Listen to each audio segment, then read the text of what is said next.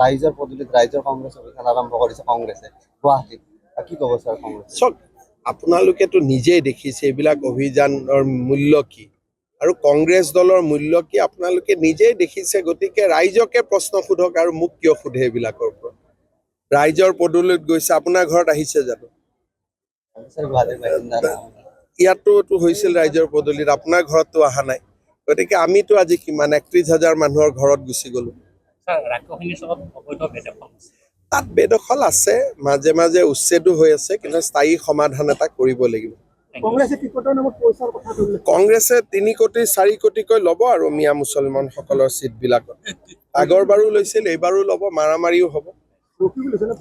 মই কাৰো নাম নকওঁ, কিন্তু মাৰামাৰি হ'ব এইটো গেৰেণ্টি হৈ থাকক। এতিয়া প্ৰতিক্ৰিয়া দিও লাভ নাই। টিকেট দিয়াৰ পিছতেই হুলস্থুলো হ'ব, ইজনে সিজনক টকা লোৱাৰ অভিযোগো দিব, মাৰামাৰিও হ'ব। মোৰ পৰা এইটো লিখি ৰাখক।